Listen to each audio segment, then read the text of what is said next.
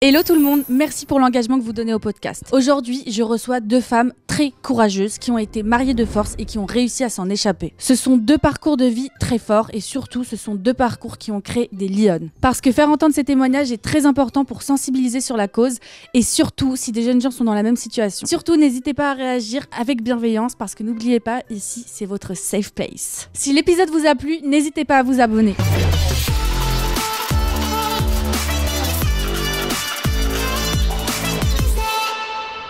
Afshan, tu as été mariée de force à 25 ans pendant des vacances au Pakistan. Et toi, Kumba, tu as aussi été mariée de force à 15 ans en France. C'est toutes les deux des traditions familiales. Est-ce que déjà vous pouvez nous présenter, nous donner votre origine ? Alors moi je suis pakistanaise, d'origine pakistanaise et donc ça s'est bien passé au Pakistan quand j'avais 25 ans. Et toi, Kumba ? Alors moi je suis originaire du Mali et ça s'est passé en France quand j'avais 15 ans. Très bien. Et vous faites quoi dans la vie ? Deux mots sur vous ? Alors moi je suis professeure de danse Bollywood sur Lyon, je suis lyonnaise. Donc j'ai monté mon école de danse. À côté je mène du coup ce combat-là contre les mariages forcés. Depuis maintenant bientôt, là ça va faire ma 4e année. Bravo. Merci. J'ai écrit un livre aussi. Écrit un livre, exactement. En fait mon but c'est de pouvoir libérer la parole parce que beaucoup n'osent pas en parler. Et du coup le but aujourd'hui c'est de pouvoir pousser les jeunes ou un peu moins jeunes d'assumer entre guillemets que ouais il leur est arrivé ça et c'est pas très juste ce qui leur est arrivé. Parce que beaucoup pensent que ça fait partie de la culture, c'est comme ça, on se tait. Mais non, il faut dénoncer. C'est un très beau combat, bravo. Merci. Et toi, Kumba ? Alors moi je suis coach de vie en développement personnel et je suis également coach sportif. Pour résumer mon travail, en gros c'est l'accompagnement. Accompagner monsieur, madame, tout le monde vers son objectif quel qu'il soit. Et je suis également conférencière et puis je fais des conférences sur le dépassement de soi. Très bien. Donc dans cet épisode, on va parler du mariage forcé, mais on va parler aussi de l'excision avec toi, Kumba, qui va nous raconter comment ça s'est passé pour toi. Alors Afshan, tu vas nous raconter ton histoire. Tu avais 25 ans.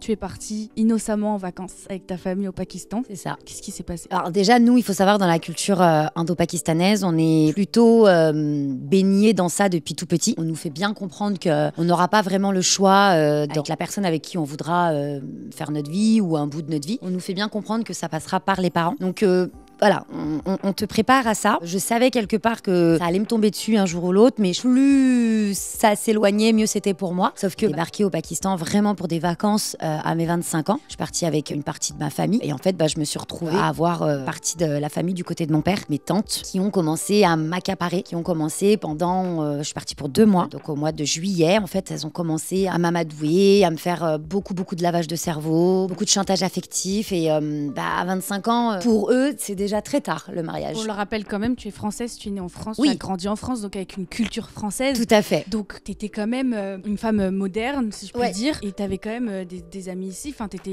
quand même une jeune fille comme toutes les filles ici quoi. Ouais. Pour la petite particularité, moi je suis née au Pakistan, mais quand je suis arrivée effectivement j'avais 8 mois, j'étais un bébé, donc voilà, ça c'est tout comme ce que tu viens de dire exactement. Mais oui, fille moderne, femme française, enfin vraiment avec la mentalité d'ici, mais il faut savoir que nos cultures, en l'occurrence la mienne et celle de mes parents, elle est trop présente à la maison. C'est-à-dire que moi, mes parents, ils nous ont empêchés de nous dire qu'on était français. Ils nous disaient, vous êtes pas français, vous êtes pakistanais. C'était limite mal vu de dire, non, moi je suis française. Non, en fait, t'es pas française. Alors c'est pas une forme de racisme ou quoi du tout, ou pas du tout, je veux dire, mais pour eux, c'est vraiment, on ne s'assimile pas, on ne se mélange pas, on est ici pour une raison, mais on n'est pas là pour devenir comme eux. Pour eux, un français, c'est un blanc, aux yeux bleus, blond, tout ça. Je voulais que tu gardes ta culture. Mais voilà, exactement. Nous, on n'avait pas le droit de dire qu'on était français. Quoi. Mais il y avait un choc parce que toi t'étais à l'école en France. Mais totalement. Donc moi j'ai grandi dans le choc culturel. La vraie personne que tu étais au fond. Exactement. Moi je développais une personnalité en allant à l'école qui est tout à fait normale en fait.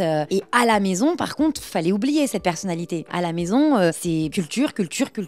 Oui. Alors du coup tu pars en vacances au Pakistan à 25 ans. Donc, du coup je vais là-bas et en fait je suis bloquée de mes amis. Donc pas de contact avec mes copines. Donc toute seule. Pas de téléphone, pas de réseau. Pas de téléphone, pas de réseau. Parce que c'est un petit village. C'est un petit village, exactement. Et puis même, si tu voulais aller avoir Internet, il fallait aller dans le taxiphone de la ville pour aller mettre des sous et avoir peut-être 5 minutes de communication avec ton ami. À l'époque, c'était Facebook, il n'y avait même pas encore Insta, tout ça. Il y avait, mais moi, j'y étais pas. Et donc bloquée avec tout le monde. Et du coup, pas de contact. Et là, il y avait que ma famille. Donc du coup, je me suis retrouvée vraiment sous leur influence, on va dire. Pendant 1 mois, c'était mes lavages de cerveau, lavage de T'as cerveau. retrouvé ton père aussi? Oui, mais à distance. C'est-à-dire que mon père, moi, me parlait pas depuis 5 ans déjà, pour d'autres raisons, parce que je suis pas la fille parfaite pour lui. Donc du coup, il avait coupé contact avec moi. Et là, comme par magie, mon père a de nouveau repris contact avec moi à distance. Et en fait, moi, en manque de mon papa, envie de plaire à mon papa, envie que mon papa soit fier de moi, avoir juste un « Oh, ma fille, t'es la meilleure, je suis fière de toi ». Ça a été une emprise psychologique. Voilà.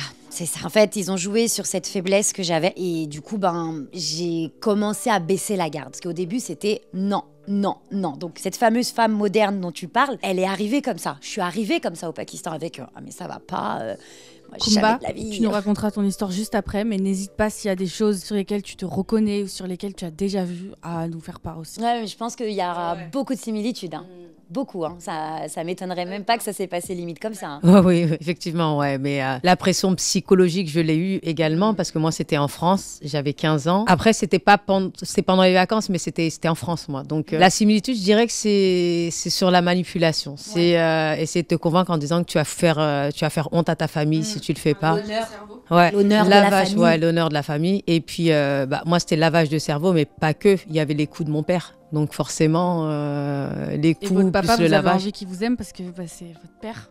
Donc vous faites. C'est ce qu'il a censé être envie. le premier homme de Mais notre après, vie. ça c'est psychologique. On a toujours envie de faire ce que nos parents veulent, parce qu'en vérité, on est heureux quand on est en paix avec nos parents. Exactement. C'est par ça que normalement commence la paix, c'est d'avoir au moins les premières personnes de ta vie, tes parents, avec qui tu es censé être en bon accord. Et du coup, c'est là où tu retrouves la paix. Mais moi, je cherchais cette paix-là, justement. Je cherchais à ce que mon père ne soit surtout pas malheureux à cause de moi. Et en fait, il avait commencé, moi, à me dire ça. Non, mais si tu te maries pas, je vais être tellement malheureux. Mais tu sais, c'est toi qui vas sauver l'honneur de la famille. Les gens vont dire que, oh, regarde, la fille de un tel, en France, elle s'est mariée avec un Pakistanais de là-bas. Elle a préservé l'honneur de son père. Et en fait, il pensait qu'à lui, quoi. Le mariage forcé, évidemment, c'est une réalité. Tout le monde sait que ça existe. Mais en tant que Française qui n'est pas forcément d'origine où on connaît le mariage forcé, vous savez que ça peut paraître vraiment étonnant que des filles qui grandissent en France, ou surtout toi, Kumba, puisque ça s'est passé en France, on n'a pas forcément conscience, les gens qui vivent en France, que ça, c'est une réalité, en fait, en France encore aujourd'hui. C'est pas, je trouve, on n'en parle pas assez. Je suis On d'accord, sait mais qu'il y a ça dans va, les ça autres va pays, se faire. mais pas ici. Ça va se faire parce qu'il y avait encore d'autres combats avant à mener. Je pense qu'il y en a encore plein à mener, mais celui-là, il commence. Moi, je pense. Et en plus, t'es une des précurseurs de. Voilà, c'est ça, c'est ce que j'allais dire. Je pense qu'il y a 3-4 ans, quand j'ai commencé à en parler, les gens disaient.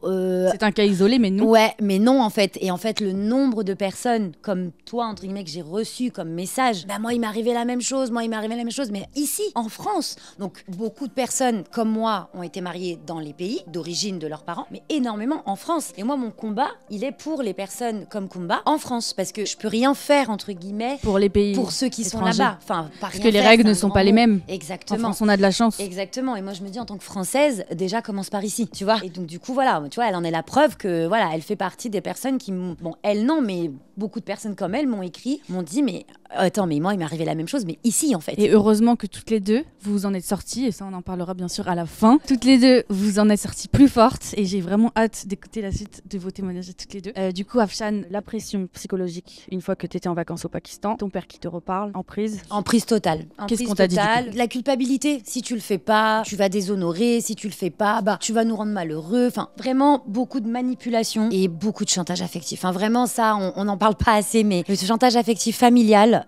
c'est quelque chose. Mais ça se manifestait par quoi comme parole ? Oh, le chantage, comme je t'ai dit, c'est le chantage en disant si tu ne fais pas ça, tu ne rendras pas heureux ton papa. Si tu ne fais pas ça, moi mes parents ils ont toujours été en conflit et le rêve de ma vie c'était que mes parents soient en paix, s'aiment et que mon père est eux, violent. ils sont issus d'un mariage arrangé aussi. Totalement. Du totalement. coup, ça leur a Arrangé, pas forcément, forcé, ça leur a pas forcément réussi à eux. Ah pas non, moi non. Moi je fais non. Beaucoup me disent oui mais tu sais qu'il y a des mariages arrangés, forcés qui finissent bien. Oui, Mais pas dans mon conte de fées. Dans mon histoire ça n'a pas fonctionné. Du coup, on t'a présenté des prétendants. Ouais, c'est ça. En fait, j'ai commencé à dire oui, mais j'étais vraiment en mode un peu, en fait, ils te rendent légumes. C'est-à-dire que tu arrives à un moment donné dans ta tête où tu ne sais plus faire la distinction entre qu'est-ce qui est bien pour moi et qu'est-ce qui est mauvais pour moi, avec quoi j'étais venue en disant non, je ne veux pas. Et en fait, je comprends pas où on veut m'emmener, mais bon, ok, présentez-moi, d'accord. Et en fait, je suis baisse la garde petit à petit, petit à petit. Donc au début, j'ai dit oui pour un prétendant. Donc ils ont commencé à défiler. Bah moi, j'étais en mode bah non, non, je veux pas. Mais qu'est-ce qui m'arrive bizarre. Et vraiment, ça commence à rentrer dans le vif du sujet. C'est malaisant de rencontrer un mec devant sa famille. Bah ouais, c'est malaisant. Bah bien sûr. Tu te dis mais c'est peut-être ton futur mari. Et surtout que nous, on se parle pas. C'est interdit de se parler avec le prétendant. On ne se parle pas. Juste on se regarde. Eh oui, et encore, on ne se regarde pas. Ah non, on est dans la même pièce. Il y a les parents, c'est les parents qui parlent. Ou les représentants légaux, ou légaux, je sais pas comment on dit, mais non, nous, on se parle pas. Tu n'es pas maître de ta vie ni de ton destin. Non, mais dans nos cultures, on n'est pas maître de nos vies. Hein. D'accord. Dans nos cultures, c'est nos parents qui décident pour nous. Ce qui est bizarre, c'est qu'eux-mêmes ont subi la même chose. Donc pourquoi ils le font subir à leurs enfants? Mais parce que pour eux, c'est normal. Pour eux, c'est comme ça. Parce qu'ils n'ont jamais vu autre chose. Tu vois, nous, en étant ici, on voit autre chose. On voit d'autres possibilités. Eux, de là-bas, ils se disent, mais en fait, c'est comme ça. Et ils se remettent pas en question en disant, mais et si ça serait autrement? Ils n'ont pas cette capacité à se remettre en question. Et d'une manière, c'est perdre ses racines. Tu vois, c'est déstabilisant de se poser la question qu'il y a d'autres manières de faire. Parce que tu sors de ta zone de confort. Et je pense que nos parents, en tout cas les miens, ont déjà quitté leur pays, quitté le pays où ils ont grandi, là où ils rêvent de retourner. Enfin, tout ça, il y avait déjà d'autres choses à gérer. Donc en fait, ils n'ont pas eu envie de se dire, il y a peut-être d'autres manières de faire. En fait, c'était trop compliqué pour eux. Tu vois, il y avait trop alors, du coup, trop de lourdeur. À quel moment tu t'es dit que c'était le bon? Ah non, moi j'ai jamais dit que c'était le bon. C'est eux qui ont dit que c'était le bon. Moi, je ne dis pas que c'est le bon. Dit que c'était le bon. En fait, c'est ce que je dis dans mon livre. À un moment donné, je me fais avoir. C'est-à-dire qu'il y a eu plusieurs prétendants. Et au bout d'un moment, il y en a un où eux ont eu le coup de cœur. Disant c'est lui et ça sera pas un autre. Et je me suis fait avoir sur un truc. Donc on a organisé le thé, comme on dit. Donc il vient avec sa famille, on est dans une pièce. C'est vraiment comme dans les films, hein. Ça se passe vraiment comme ça. Je sais pas si toi ça a été comme ça, mais j'ai hâte de savoir. En tout cas, nous ça a été comme ça. Et vraiment dans la pièce, tout ça. Donc moi j'apporte le thé, tac tac tac. On s'assoit, lui il est en face avec sa famille, moi ma famille on est en face. Et puis il y a que les parents qui parlent, il y a que les grands qui parlent. Nous on parle pas. Et t'essayes de voir d'un coin de l'œil à quoi il ressemble. Et lui aussi, tu vois, il essaie de voir à quoi elle ressemble celle-là. Et en fait j'ai fait une bourde, c'est que en rentrant à la fin de cette réunion, je pars voir mes cousines, parce que mes cousines étaient là. Elles me disent, alors, tu le trouves comment? Et tu sais, moi, naïvement, j'ai regardé d'un coin de l'œil et je vais pas mentir, c'était un beau mec. Enfin, il était joli, quoi, et c'était un beau garçon, quoi. Et je vais pas dire... Pas pour autant que t'as envie de passer le fin de tes jours avec lui, quoi. Mais nous, en tant qu'Européennes, pour nous, il y a rien de mal de dire d'un mec qu'il est beau. C'est normal, c'est pas un abus de langage, c'est tout à fait logique de dire, ouais, c'est un beau mec ou une belle meuf, tu vois. Et en fait, là, j'aurais pas dû dire ça. Parce que du coup, quand j'ai dit, il est beau, ça y est. Mais c'est parti de ça, vraiment. Et là, en fait, ça y est, c'est bon, ça y est, elle l'aime, c'est bon, et c'est parti, mais tellement loin. Et en fait, la machine, elle s'est mise en route. Elles sont parties voir mes tantes, les cousines, sont parties voir mes tantes, elles ont appelé mon père, ma mère. Ça y est, elle a dit oui, c'est bon. T'as un tel recul sur la situation. Non, je trouve que t'es vachement inspirante, vraiment, Kumba. C'est dingue de réussir à en parler de cette manière-là. Ça fait longtemps maintenant, et puis j'en ai pleuré. Hein. Ça y est, les larmes, elles sont sorties. Hein. Tout ce que je devais sortir, c'est sorti. Hein. Donc, t'as le sourire, t'as le peps. C'est oui, mais incroyable. parce que je me dis que ça y est, maintenant, il faut que je parle pour les autres. C'est-à-dire que moi, j'ai assez pleuré pour moi, j'ai fait ma thérapie, j'ai fait mon deuil. Allez, c'est bon, ça t'est arrivé. Oui, ça t'est arrivé. Même au meilleur, ça arrive. Ouais. Et c'est ce qu'on me dit souvent, tu vois, Carla. On me dit, mais t'as vu ton mental? Comment t'as pu... on en parlera après, mais c'est grâce à ça, parce même... que Kumba aussi a un mental d'acier. Je l'ai pu la côtoyer un petit peu pour le travail. Enfin, je sais qu'elle a vraiment une force mentale incroyable.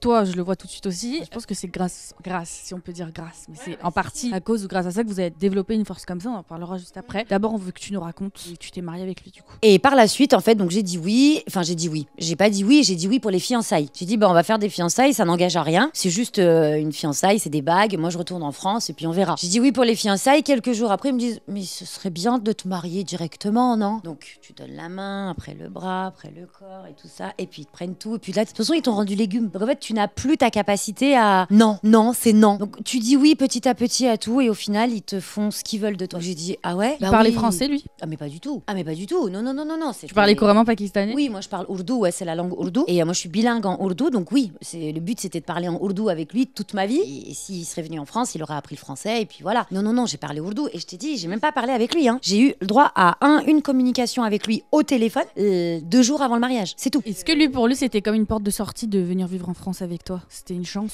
ou pas? Alors, moi, tu vois, j'avais pas envie peut-être. Hein, c'est une question. Voilà. En fait, je pense tomber sur un cas exceptionnel qui en avait rien à faire de l'Europe. En fait, il a été aussi marié de force. Tu vois, pour dire que ça arrive aussi aux hommes. Vraiment. C'est pas que les femmes. On est là, on est entre femmes. C'est ok, mais ça arrive beaucoup aux hommes aussi. Et en fait, les hommes, c'est nous, on a l'impression que les femmes, on est victimes de la vie depuis des millénaires. Mais eux, ils ont tellement une fierté à pas faire les faibles, les victimes. Donc lui, il l'a vachement caché en fait. Et je l'ai pas su jusqu'à qu'on se marie. On a eu le mariage. Et en fait, comment tu l'as vécu le mariage en lui-même? J'étais éteinte. Je savais pas Tu ce le que je regardais faisais. lui dans les yeux? Non. Aucun contact Non. pendant le mariage? Bah non, je savais même pas ce que je faisais là. J'étais là parce que en fait, je cherchais constamment le regard de mes parents. J'étais comme ça dans le mariage. Je regardais que mes parents pour voir si mes ta parents mère, elle étaient a pas fiers de moi. senti que t'étais mal? Si, ma mère, le si. son. Ma Elle mère, te si, ouais. parlait? Bah, en fait, ma mère, malheureusement, c'est la maman, pas soumise, mais c'est la maman qui a pas trop son mot à dire, quoi. Elle voit sa fille partir, elle voit que sa fille n'est pas non plus au top de sa forme. Mais... Là, je te rejoins parce que ma mère avait le même sentiment, exactement. Elle n'était pas maître des décisions des hommes, quoi. Ouais. C'est toujours les femmes qui ont une certaine sensibilité et empathie. Et c'est jamais elles qui décident. Bah, la mère de du coup, de ce monsieur, pareil, la pauvre, le jour du mariage, elle était dépitée. Donc, ouais, et puis après, bah, écoute, j'ai dit, le mariage est arrivé. Ils ont tout organisé en même pas une semaine. Tout a été organisé, la salle, le traiteur, la tenue, le maquillage, le henné, enfin, tout était prêt. Et du coup, bah, on a fait un mariage pas très simple non plus, mais pas très foufou non plus. C'était un truc simple dans une salle, voilà. Et puis, bah, moi, je suis restée par contre au Pakistan après pendant 2 semaines. Mes parents sont revenus en France. Tu vivais avec lui là-bas? Bah, le but c'était qu'on apprenne à se connaître parce qu'on était peut-être normalement voués à rester ensemble pendant un moment. Donc directement après le mariage, t'as dû aller dormir avec lui? Il y a dû avoir effectivement la suite des choses, quoi. Donc oui, j'ai dû.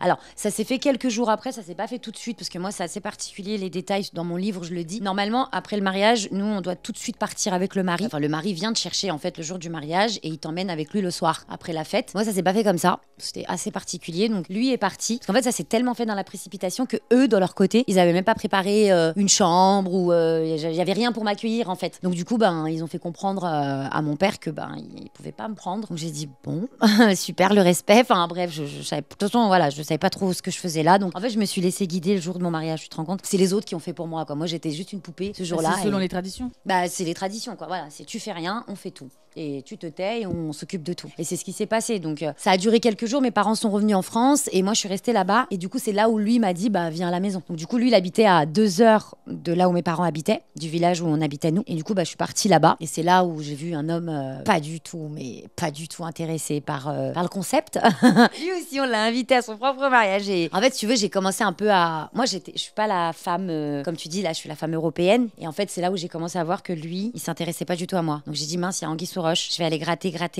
Et en fait, je l'ai tellement gratté qu'il m'a avoué que, en fait, moi, j'ai jamais voulu de ce mariage. J'ai été mariée de force. Et voilà, le début d'une longue série après. Tes parents, ils ont réagi comment quand Je leur ai pas dit. Quand t'as divorcé? Ah, mais je les ai divorcés 9 mois après. Le mariage a duré 9 mois quand même, c'est-à-dire à distance. Parce que moi, je suis revenue en France. Le but, c'était de le faire venir ici. Mon père voulait que son beau-fils vienne en France. Donc, je devais faire le regroupement familial, faire son visa, le faire venir ici. Enfin, voilà. Sauf que lui a jamais voulu. Donc, en fait, il a toujours tout fait pour que les rendez-vous à l'ambassade que je prenais échouent. Donc, à chaque fois que j'allais... Tu as quand même passé des moments d'amour avec lui, vous embrassez et tout. Ça, après... alors non, amour, non. Câlin. Non, il n'y a pas eu d'affection. Il y a eu machinalement des choses, mais pas d'affection, pas d'amour. Je le connaissais pas. Ça a été dur, ça? Bah oui, ça te marque. Et pour te dire... Parce que c'est pas une relation consentie, du coup. Non, mais en fait... Tu vois, c'est pour ça qu'on va parler de psychologie. Quand psychologiquement, t'es tenu par une corde, on va dire sentimentalement pour tes parents, en fait, tu t'éteins dans ta tête. T'es éteinte. C'est-à-dire que tu fais les choses pour les faire, tu les fais plus pour toi. Et tu les fais parce que, de toute façon, c'est la suite des choses. Donc, t'es là, tu dis, ok, d'accord. Mais en fait, tu ne penses plus à toi. Tu ne vis plus pour toi. Tout ce que j'ai fait pendant 9 mois de mariage, toutes les décisions ont été prises pour mes parents à chaque fois. Tu vois, moi, quand il m'a dit j'ai été mariée de force, logiquement, si je pensais à moi, je me dis, j'arrête ce mariage. C'est catastrophique. Enfin, non, j'en veux pas. Mais en fait, j'ai pensé à mes parents. J'ai dit non, tu vas pas divorcer, tu vas pas afficher le truc. Non, l'honneur de tes parents. Il y avait que ça qui tournait dans ma tête. Donc, je l'ai caché. Pourquoi penser à l'image des autres avant au bonheur de sa progéniture? C'est dans nos cultures, c'est comme ça. Je pense que la religion, elle a une part de responsabilité. La religion, non, moi je parlerais vraiment beaucoup culturel là. Mais religieusement parlant, donc nous on est issus, on est famille musulmane. Il y a forcément un petit peu de patriarcat dans ça, forcément, parce que on connaît, enfin sur certains points. Après, on va pas fâcher les gens, Carla. Mais il y a plein de points où on pourrait en discuter longuement. Mais voilà, il y a quand même une part où la femme a une place assez particulière, même dans la religion musulmane. Certains disent, voilà, il y a de tout. Voilà, moi, je vois bien l'envers du décor, mais je pense que la religion a forcément un petit peu son pas, c'est pas à cause, c'est pas pour. mais elle a une part. Je dirais pas à cause de la religion, je dirais pas grâce à la religion, je dirais juste oui, il y a une raison que la religion a peut-être joué dedans. Mais moi, je reste vraiment focus sur la culture. C'est vraiment culturel. Kumba, toi, tu as une culture qui est différente, donc tu es malienne, mais finalement qui s'en rapproche un petit peu, parce que il y a des coutumes en commun. Toi, tu étais plus jeune qu'elle, donc tu avais 15 ans. Ouais. À 15 ans, donc tu étais en vacances quand ça a commencé? Ouais, j'étais en vacances, c'était en 1998 quand l'équipe de France a gagné la Coupe du Monde, je précise. Et c'était cet été-là, j'étais en 3e, je passais en seconde. D'accord. Voilà. Comment on t'a abordé les choses? Alors, moi, j'en ai pas parlé. C'est qu'un jour, mon père est rentré à la maison et il a dit tout simplement, bah écoute, tu vas te marier avec un tel. Point. Ma mère, je l'entendais qu'elle s'est négociée et puis lui, il a dit, non, c'est bon, je lui ai donné à un tel. Je l'ai donné? Ouais, je l'ai donné à un tel. Ça se dit comme ça chez nous. Et donc, du coup, moi, j'ai dit non, je voulais pas y aller. Puis moi, C'était ton cousin? Ouais, c'était mon cousin. Il avait 10 ans de plus que moi. Pas Germain, non. Un cousin, on va dire. C'est entre cousins qu'on se marie. Moi aussi, c'est un cousin éloigné. Et si tu veux, moi, c'était pas, j'avais pas la pression familiale. C'est-à-dire, c'était pas un lavage de cerveau parce que moi, je voulais pas à la base. En plus, j'avais jamais eu de mec de ma vie. J'avais 15 ans, j'étais un garçon manqué. J'avais pas, en plus, j'étais jamais sortie avec un garçon. À 15 ans, donc, ouais, en même temps. Un bébé à 15 ans, c'est normal. C'est clair. Et donc, moi, il n'y avait pas eu ce lavage de cerveau parce que c'était clair que moi, c'était non, je voulais pas. Il y a une pression, menace plutôt. Parce que mon père, il a commencé à me dire, bah, si tu veux pas te marier avec lui, ben, tu vas au Mali définitivement. Ça fait peur, ça. Et à l'époque, c'était la menace ultime, ça. Même à l'école, tu commençais à vriller, on se disait, tu vas au bled définitivement. Ouais. Et ça, c'était la menace ultime. Donc là, j'ai commencé à réfléchir. Après, je me suis dit, mais non, je veux quand même pas. Il faut savoir que mon père, à ce moment-là, était très violent avec moi. Donc moi, c'est par les coups. Donc des coups tous les jours, des coups de bâton, des coups de fouet, pour un oui, pour un non. T'es mineur, t'as pas ton mot à dire en fait, si tu forces. Oui et non, c'est pas question mineure, hein, t'es un enfant quoi. Chez nous, il n'y a pas le mineur. Moi, mon père, il a jamais connu les 18 ans. Quand je dis que t'es mineur, je voulais dire qu'à 15 ans, tu peux rien faire quoi. Même ici en France, à 15 ans, genre t'es sous... Bah si, je peux dire. Moi, je savais que je pouvais dire non, mais après, voilà, la pression, tu vas foutre la honte à la famille. Et c'était surtout la violence. Moi, il m'a frappé, mais pour rien quoi, défoncer la gueule. Et donc, à l'école, il voyait pas que t'avais des coups? Non, parce que c'était au niveau des bras, les coups de fouet, je mettais jamais de manches courtes en fait. Tu voulais que personne le sache? Je voulais que personne le sache. J'avais honte et je voulais pas en parler. Voilà. Du coup, on te l'a présenté ce garçon? Ouais, on me l'a présenté. Je le connaissais il était venu en France. Ça faisait 5-6 mois qu'il était en France. Je le connaissais. Je voulais pas. Et même quand ma mère me forçait à sortir avec lui, parce que nous, pour le coup, on voulait qu'on aille au cinéma ensemble, qu'on fasse connaissance, etc. Je dis c'est mort, je veux pas. Jusqu'au jour du mariage. C'est quoi le but quand ton papa il te fait te marier à 15 ans? La coutume. La coutume? C'est comme ça en fait. Dès que tu commences à être réglé, forcément, faut t'attendre à te marier incessamment sous peu. Et le truc, c'est que les mamans, nos tantes, etc., ils cachent justement à nos pères qu'on a nos règles pour pas justement qu'ils précipitent. Parce qu'il faut savoir que les daronnes maliennes, elles savent, donc elles veulent pas forcément que leurs filles vivent ce qu'elles ont vécu au Mali. Par rapport à ça, ma mère, je sais qu'elle l'avait caché, mais il y a eu un problème un jour. Comment mon père a découvert que j'ai eu mes règles, parce que c'est la semaine d'après qu'il m'a mariée. C'est que un jour, 15 ans, j'ai pas d'argent, j'ai mes règles, mais mes règles, je les avais cachées. Personne ne savait que j'avais mes règles, à part ma mère. Tu savais qu'on allait te marier ou t'avais honte d'avoir tes règles? Non, mes règles. Là, c'était mes règles, je le disais pas en fait. Pas forcément, j'ai pas dit tout de suite à ma mère que j'avais mes règles. Moi, j'avais cette pudeur où je disais rien en fait. Un jour, je fouille, je cherche des serviettes de ma mère que je piquais en cachette. Je vois qu'il y a plus de serviettes. Je dis que je suis en galère là, j'ai mes règles, comment je vais faire? Et donc, je sors, je dis, je vois mon père, je dis, ouais, papa, donne-moi de l'argent, il faut que j'achète des couches pour maman. Je la feinte, tu vois, je dis, donne-moi de l'argent, il faut que j'achète des couches pour maman, parce que c'est moi qui allais acheter ces trucs. Donc, il avait l'habitude. Il me dit, non, c'est pas pour maman. Je dis, bah si, c'est pour maman. Il me dit, non, c'est pas pour maman. En fait, ma mère était enceinte. Tu savais pas? Moi, je savais pas. Donc comme ça, une semaine plus tard, j'étais mariée. Vas-y donc. Alors du coup, ce garçon, tu t'entendais bien avec lui ou pas? Je cherchais pas à m'entendre avec lui en vérité. Je veux dire la vérité, je le calculais pas en fait, je m'en fous. D'accord. Il était peut-être gentil en vérité, mais je voulais pas de lui. Et alors, comment ça s'est passé le mariage? Un jour, je suis partie en colonie, en camp d'ado à l'époque. Je suis partie début août, je suis rentrée 3 semaines et demie après, un lundi, et puis mon papa me dit jeudi tu te maries. Donc jeudi arrive, moi je dis je voulais pas, mais en fait j'ai cédé parce que je voulais pas qu'il me frappe en vérité. J'ai cédé et puis jeudi arrivé, on a fait le mariage. J'ai rien dit. T'as ressenti quoi pendant le mariage? Franchement, j'étais un zombie, je calculais pas. Mes cousines elles passaient, je calculais pas. Je disais faites votre délire. Je calculais pas forcément. Après, pendant le mariage, là, après la première nuit, j'ai dit c'est mort, je veux pas de lui.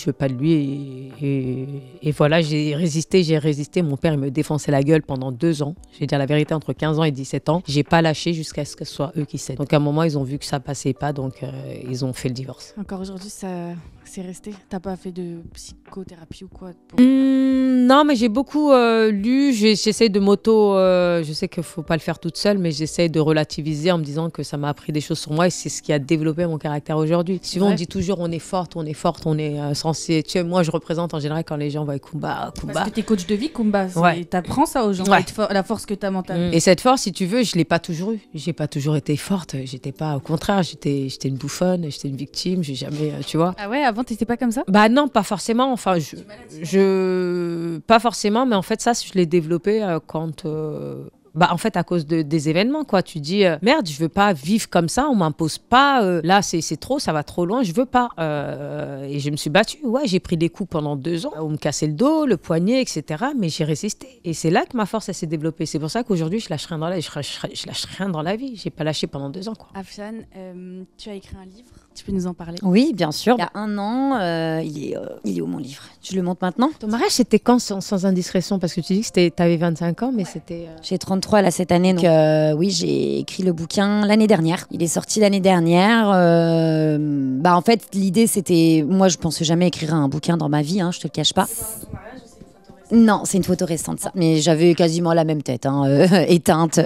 Ouais, c'est vraiment pour vraiment aider les autres. En fait, j'ai raconté mon histoire et en fait, je raconte pas que le mariage. Je raconte vraiment qui je suis, donc les coutumes, les traditions, comment on grandit dans une famille qui ne veut pas s'assimiler à la culture française, mais qui vit quand même en France. Comment on fait quand on est enfant, comment on grandit dans ce choc culturel, comment on s'en sort aussi. Donc voilà, je parle vraiment de tout dans ce livre. Eh ben écoute, si tu veux bien me le donner, moi je vais le lire parce qu'il y a tellement de questions que je me pose et qu'on ne pourrait pas aborder en un seul podcast. Bien sûr. Il y a tellement de points d'interrogation dans vos histoires en fait parce qu'on ne sait pas comment réellement vous l'avez vécu, donc je serais intéressée de voir comment tu l'as écrit parce que c'est vrai que quand on écrit, c'est pas comme quand on parle. On ressent plus les choses quand on les lit. Ouais, bien sûr. Kumba, il y a autre chose dont on n'a pas parlé aussi du coup dans tes traditions. Alors, juste je voulais dire parce que souvent on confond le mariage forcé, on parle de la religion, etc. Et je vais préciser que c'est vraiment culturel et coutumier parce que nous dans notre religion musulmane, c'est écrit clairement qu'un parent ne peut pas forcer une fille vierge à se marier. Donc c'est écrit clairement, donc je me suis renseignée pour pas avoir, parce que comme je suis croyante, etc.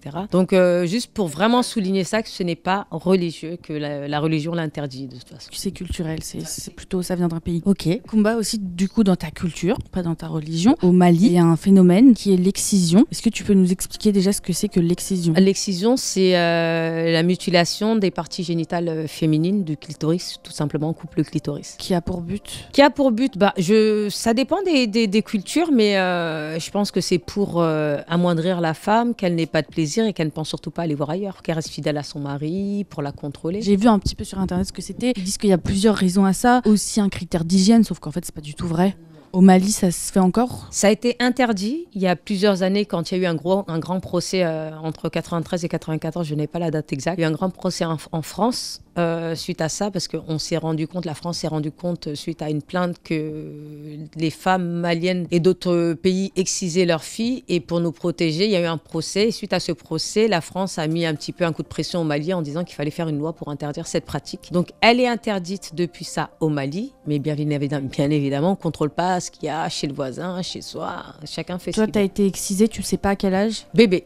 Ouais. T'as été excisée bébé et la fille en question qui a eu un procès en France, c'est elle qui t'a excisée? Ouais, la grande exciseuse, comme on l'appelle, celle qui a été condamnée, mais pas grand, je sais pas combien d'années de prison, mais pas énorme. Et, ah ouais? Je pense moins de 10 ans. Ah bon?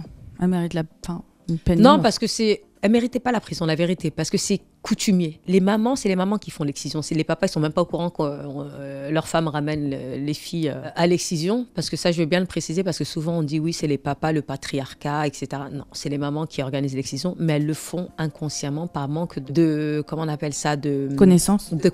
Elles le font parce qu'elles ont toujours vécu dans ça. On les a éduquées dans ça et que pour elles, ça se fait. Et même elles ne savent même pas pourquoi elles le font. Elles le font parce qu'on leur a fait. En France, il y en a beaucoup. Il y a des chiffres exorbitants, mais après, on n'est pas sûr de ça.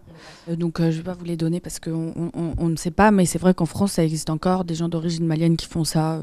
Pas que malienne, j'ai précisé. Il y a beaucoup d'Afrique de l'Ouest, il y a l'Afrique de l'Est aussi, l'Éthiopie, il y a aussi en Afghanistan, en Inde, il y a énormément de pays. Et justement, l'association pour laquelle je milite, le GAMS, groupement d'abolition de mutilation sexuelle, qui lutte contre ça. Et c'est toute culture. C'est vrai que principalement Afrique sahélienne, mais c'est partout. Mais il y en a moins. J'ai envie de te dire que maintenant, maintenant, grâce à nous, les précurseurs, il y en a moins. On vous mettra le nom juste en dessous de l'association si jamais vous êtes victime ou si vous avez des proches, vous pourrez aller jeter un coup d'œil. Il y a des opérations maintenant en France. Il y a un médecin qui a créé une opération spécifique pour réparer. Pour réparer le clitoris, oui. Entre 2003 et 2004, il y a un médecin qui s'appelle le docteur Pierre Foldes qui a trouvé une technique pour réparer le clitoris. Donc, je ne sais pas ce qu'il fait aujourd'hui, mais en tout cas, je sais qu'il forme beaucoup de gens, qu'il y a beaucoup de gens qui ont été formés. Donc, maintenant, c'est devenu une opération anodine qui se fait très rapidement.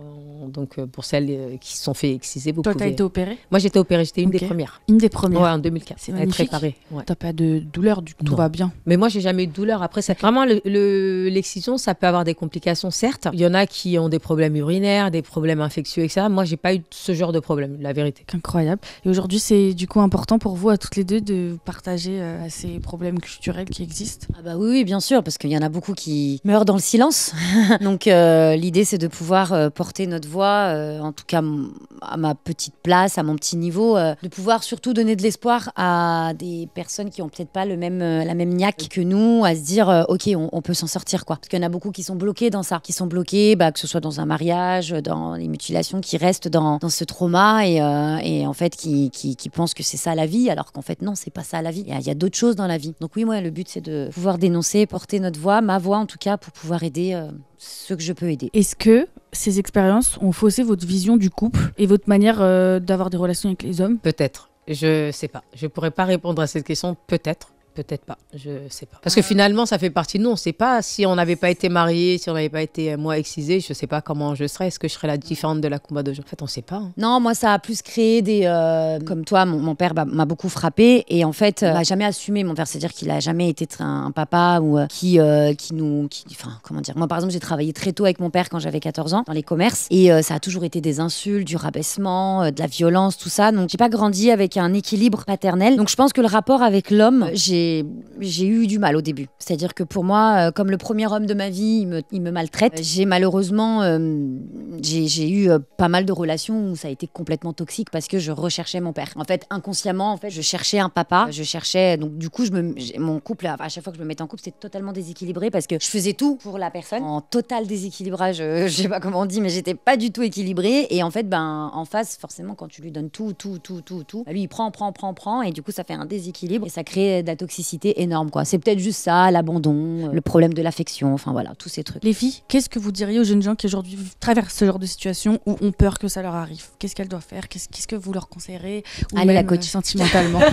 Allez, la coach. Moi, je dirais tout simplement de ne pas se résumer à ce qui leur arrive, qu'aujourd'hui, il ne faut pas qu'elles aient peur. Parce qu'on a toujours cette crainte en se disant, parce que la peur, on la ressent en fait. On ne peut pas comprendre la peur, on se dit toujours, quand on a regardé de l'extérieur, on se dit, mais pourquoi tu ne vas pas parler à la police? C'est simple. Pourquoi tu ne vas pas te plaindre? Pourquoi tu sors pas de ça? Mais on dirait que tu aimes la situation. Bah non, en fait, c'est pas facile. Aujourd'hui, vous pouvez le faire. Vous devez le faire pour les autres, pour la suite, parce qu'on est dans un monde en perpétuelle évolution et qu'il est important qu'il y ait des précurseurs pour faire évoluer ces choses-là. Moi, je dirais, ne culpabilisez pas parce que vous vous sentez différent d'un choix que vos parents ou votre famille vous imposent. Votre vie, c'est vraiment la vôtre et pas celle de votre famille. Ils ont fait le choix d'enfanter, ils ont fait le choix d'avoir des enfants. Ils doivent aussi, normalement, accepter vos choix à vous. Donc, du coup, moi, j'ai été rongée par la culpabilité et la peur. Une fois que j'ai mis de côté la peur, c'est la culpabilité qui m'a rattrapée. Et c'est ces deux sentiments-là qu'il faut vraiment, en se faisant aller aider par des thérapeutes, en discutant avec des amis, en allant voir des vidéos, ne culpabilisez pas. Vous avez le droit d'être différent et vous avez le droit d'aller à l'encontre de ce que votre famille décide pour vous, de ce que vos coutumes décident pour vous. Et voire même, des fois, vous avez le droit de ne pas être d'accord même avec des préceptes de la religion. Il n'y a pas de souci, vous n'avez pas le droit, vous n'êtes pas obligé de culpabiliser. C'est faites votre vie, vos choix et voilà, on n'en a qu'une, donc autant kiffer. Bravo. Est-ce que vous avez réussi à pardonner à votre famille? Ah oui, totalement. Moi, mon père aujourd'hui, c'est comme mon meilleur ami. Tu m'as dit, Kumba, que grâce à toi, tes frères et sœurs n'ont pas été mariés. Ouais, tes sœurs n'ont pas été mariées de force. Et n'ont pas été excisées non plus. Ça a servi de leçon à mes parents. Ma mère, elle a excisé aucune de ses filles. Donc je suis la seule. Mais c'est pas grave, je dis toujours, les premiers enfants, on est les premières crêpes ratées. Tu vois, c'est nous, on nous appelle la génération sacrifiée. Donc moi, ce que j'ai subi, je suis contente que mes sœurs ne l'ont pas vécu. Parce que, surtout pour le mariage forcé, mon père, il a dit clairement, suite à ce que j'ai vécu, il a dit qu'il mariera plus jamais aucune de ses filles. Donc il a plein de filles. Donc ils se sont rendus compte peut-être. c'était pas méchant de leur part. Quoi. Là, c'était pas dans qu'on leur un avait- but, de me nuire. Ouais. Afshan. Moi, j'ai pardonné, mais c'est eux qui m'ont pas pardonné. Moi, je suis dans le pardon. Je refuse de vivre avec de la haine, de la rancœur. Enfin, la vie est déjà trop, elle est déjà assez difficile au quotidien à gérer plein de choses. On va pas encore plus se rajouter de la haine ou quoi. Non, je leur en veux pas. Comme elle dit, c'est leur coutume, c'est comme ça. Mais par contre, eux, à l'inverse, moi, ils ont pas fait le travail que toi, ils ont pu faire. Moi, ils m'en veulent. Donc moi, aujourd'hui, mon père me parle pas. Ma mère n'attend qu'une chose, c'est que je me marie, que je me remarie comme eux, ils le veulent aussi. Mes frères et sœurs m'en veulent aussi de pas avoir à respecter les coutumes de la famille. Toi, tu es une guerrière, une battante et un exemple. Et bravo à toi. Tu peux être fière. Merci. Vraiment. Merci. Parce que je sais à quel point ça doit être dur d'aller à l'encontre des principes de ses parents. Ça coûte très très cher. Mentalement, ouais, parce que du coup, quand t'as des galères dans la vie ou quoi, t'as tout de suite envie d'aller voir ta famille. Bah moi, je ne peux pas. Moi, j'ai construit ma propre famille avec mes amis et c'est un cercle très fermé, mais j'ai fait ma propre famille de cœur. Mais j'ai pas de famille de sang. Bravo à toi. Bah, vous êtes toutes les Merci. deux très inspirantes. Je vous remercie pour vos témoignages. J'espère que ça pourra aider des gens. Encore une fois, on va vous mettre juste en dessous des noms d'associations ou des contacts si jamais vous êtes dans ce genre de situation-là. Et surtout, n'hésitez pas à en parler autour de vous, à vos proches, à l'école ou que sais-je, ou partout où vous pouvez chercher de l'aide. C'est important. Il faut en parler. Il faut en parler. Il faut en parler. Je vous remercie les filles. Merci à toi, Merci Carla. à toi. Merci beaucoup.